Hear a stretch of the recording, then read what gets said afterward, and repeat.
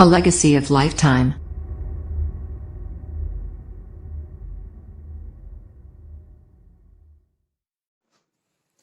नमस्कार दोस्तों, भारत माता की जय। कैसे हैं आप सब? आज हम लोग बात करने वाले हैं वलीउद्दीन खान और साविया खान के बेटे जफरुल इस्लाम खान, डॉक्टर जफरुल इस्लाम खान के बारे में।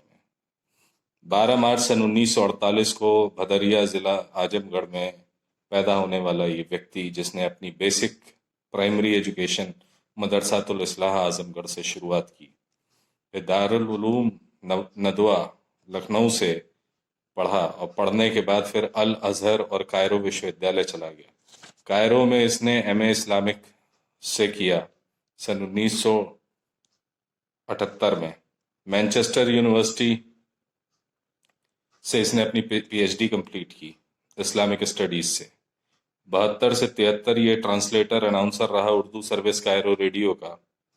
73 से 89 ये ट्रिपोली लीबिया में ट्रांसलेटर एडिटर रहा फॉरेन मिनिस्ट्री का। 89 से 93 सीनियर रिसर्च फेलो मुस्लिम इंस्टीट्यूट लंदन का था। 1993 से ये director institute of Islamic Arab studies new Delhi का हो गया। करते करते करते इसके हाथ पहुंचे नई दिल्ली में 2017 15 जुलाई को आम आदमी पार्टी का आशीर्वाद लेकर के ये बन जाता है दिल्ली माइनॉरिटी कमीशन का चेयरमैन। और 15 जुलाई 2017 को अनाउंसमेंट के 5 दिन बाद ये 20 जुलाई को अपने 2 साथियों के साथ ज्वाइन करता है दिल्ली माइनॉरिटी कमीशन 3 साल के अपने कार्यकाल के लिए, जो इससे 2020 को कंप्लीट हो जाएगा जुलाई में। लेकिन जाने से पहले इसने सोचा क्या करें। Egypt, United kingdom, Libya, Cairo, सारे देशों में घूमने के बाद इसने कहा कि भारत को, जहाँ से इसकी मूल उत्पत्ति थी, जहाँ इसने शिक्षा दीक्षा ली, जहाँ से इसको सम्मान मिला, न सिर्फ इसको मिला बल्कि इसके पिता को भी मिला। सन 1925 में जन्मे इनके पिता को भी काफी सम्मान दिए गए। उनको भी मिखाइल गोर्बाचोव के द्वारा रूस में, तब के यूएसएसआर में, डेमरगस पीस अवार्ड मिला। और हमारी 2000 जनवरी में, सन 2000 में भारत सरकार, कांग्रेस ने पद्म भूषण भी दिया। तो जिस देश ने इनको इतना सब कुछ दिया, उस देश के शिकायत ये आज करने के लिए अरेबियन कंट्रीज के लिए का नाम इन्होंने लिया। कि क्या कहा इसने कहा कि माइंड यू बिगट्स, बिगट्स यानी कट्टर, कट्टर लोग, कट्टर Hindu. Indian Muslims have opted until now not to complain to the Arab and Muslim world about your hate campaigns and lynchings and riots. The day they are pushed to do that, bigots will face an avalanche. So my dear, we are ready to face the avalanche. आपको क्या लगता है मान्यवर? अब जरा देख लेते हैं कि दिल्ली के जामिया नगर के अबुल फजल इनक्लेव में रहने वाले हमारे माननीय प्रिय जाकिरुल इस्लाम, जो एक बड़ा नाम है, इनको इतनी आग लगी क्यों? और लगी तो लगी, इनको शिकायत करना था अरब मुल्कों में। ठीक है, चलो, भारत है, भारत में हिंदू मुसलमान झगड़े होते रहते हैं, माना।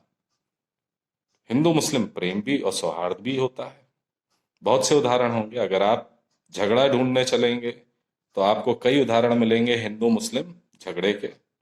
और अगर आप प्रेम और सौहार्द का ढूंढने चलेंगे उदाहरण, तो वो भी आपको बहुत मिलेगा। तो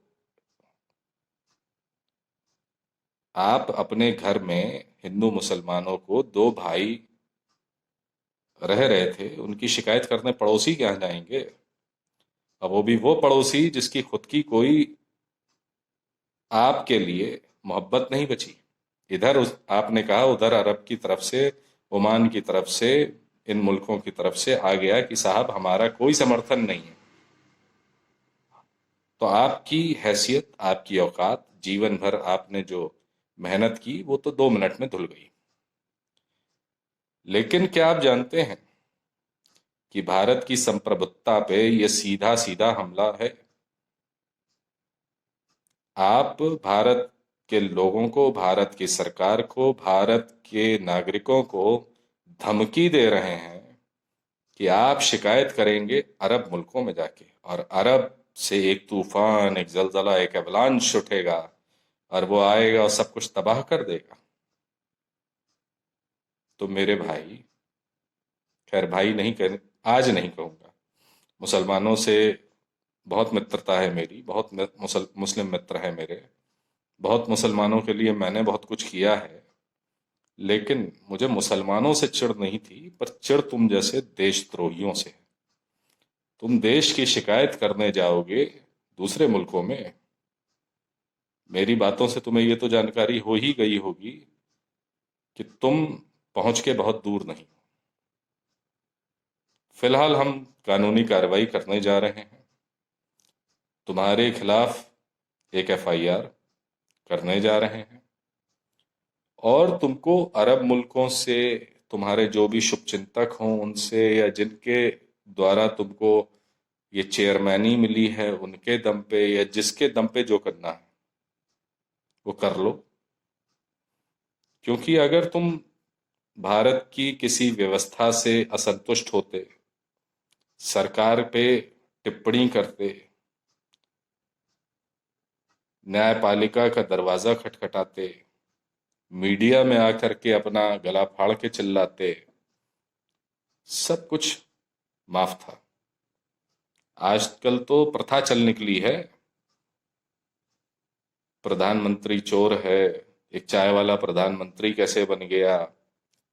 तब तुम लोगों की पढ़ाई लिखाई, ज्ञान, ये तमीज, ये तहजीब नहीं सिखाती कि देश के सबसे उच्च पद पे बैठने वाला व्यक्ति, भले ही तुमने उसको वोट दिया या नहीं दिया, भले ही तुम उसकी सोच, विचारधारा या कार्यप्रणाली से संतुष्ट हो या असंतुष्ट हो, बीच बाजार कुछ भी कह लोगे, ठीक, चलो कोई बात नहीं, ये भी उसका बड़प्पन है। ये भी हमारे प्रधानमंत्री, गृह मंत्री और जितने भी लोग हैं उनका बड़प्पन है कि उसके बावजूद भी वो तुमको बोलने देते हैं। अगर वही तुम्हारा अरब मुल्क होता तो अभी तक खाल खींच के भूसा भरवा दिया होता। पर खैर, कहते ना, लातों के भूत बातों से नहीं मानते। तो तुम्हें जो इज्जत, जो सम्मान मिला वो तुम्हें हजम नहीं हो रहा। ठीक है ना? तो कोई बात नहीं, तुम अपना काम करो, हम अपना काम करेंगे। हमारे भाई उपदेश राणा ने तो तुमको 24 घंटे की मोहलत दी ही है कि 24 घंटे में तुम ये सब चीजें हटा दो। अब उसके बावजूद एफआईआर वो करेगा। दूसरा एफआईआर हम कर रहे हैं। मेरा नाम मयंक श्रीवास्तव है। लखनऊ नदवा से तुम पढ़ के निकले हो, लखनऊ का ही रहने वाला हूं। जिस अरबी को, जिस भी इस्लामी ताकत को तुम्हें अपने साथ के लिए बुलाना हो बुला लो, और फिर देखते हैं क्या होता है। ये तुम्हारे जैसे पढ़े लिखों का दायित्व था कि जो मुसलमान पीछे छूट गए हैं उनको आगे लेके आओ, लेकिन नहीं, उनको आगे लेके आने के लिए तुम्हारे पास कुछ नहीं है। तुम उनमें दियासलाई दिखाओगे, आग लगाओगे कि किस तरह से हिंदू मुस्लिम किया जा सके। तो तुम अपने करियर का अगला पायदान, कि भाई जुलाई में हम हो रहे हैं रिटायर, तो हम अगला पायदान अपनी राजनीति में अपनी कुर्सी मजबूत करें। तो तुम्हारी कुर्सी मजबूत होगी कि नहीं होगी ये तो तुम जानो, तुम्हारा भविष्य जाने। लेकिन तुम्हारा आज, तुम्हारा वर्तमान, तुमने बहुत चौपट कर लिया है। इसका स्वाद अब तुमको मिलता रहेगा। क्योंकि जिस देश से तुमको प्यार और इज्जत और सम्मान मिल सकता है, उस देश की अगर तुम शिकायत करने जाओगे तो उस देश के देशवासी तुम्हारे लिए और भी बहुत कुछ कर सकते हैं। आज मुझे तुमसे और कुछ नहीं कहना है। मैं अपने सभी मित्रों, सभी भाइयों से विदा लेता हूं कि आज आपसे किसी विषय पे, किसी अच्छे विषय पे बात नहीं हो पाई, पर इस विषय पे भी बात करना बहुत ज़रूरी था, क्योंकि कोई भी ऐरा गैरा आकर के हमारे देश के बारे में कुछ भी बोल के चला जाएगा, वो भी जो हमारी ही हड्डियां खा रहा है, जो भी हमारी फेंकी हुई बोटियां खा रहा है, उसकी इतनी हिम्मत, इतनी औकात, ये अगर किसी भी माध्यम का सहारा लेके, चाहे वो न्यायपालिका होती, चाहे मीडिया होता, चाहे कोई और भी तरीका होता, ये अगर देश की बात देश में ही करता, देश के सिस्टम से करता, तो शायद हम इसका साथ देने का सोच सकते थे कि अगर कहीं उत्पीड़न हो रहा, वैसे तो नहीं हो रहा, लेकिन फिर भी अगर इस किसी को लगता है कि उत्पीड़न हो रहा है, तो वो कहने का हक रखता है, संविधान ने भी उसको हक दिया है। पर ये हक किसी ने नहीं दिया कि देश से बाहर तुम देश के लोगों को धमकी के लिए देश की बाहरी ताकतों का नाम लोगे। ये भारत की संप्रभुता पे सीधा सीधा आक्रमण है। आक्रमण वही नहीं होता जिसमें आर्मी आकर के भारत के बॉर्डर्स पे खड़ी हो जाए। इस तरह की विचारधारा को भी समूल नाश करना होगा हम भारतीयों को। तो आज इतना ही कहूंगा। जय हिंद, जय भारत, वंदे मातरम।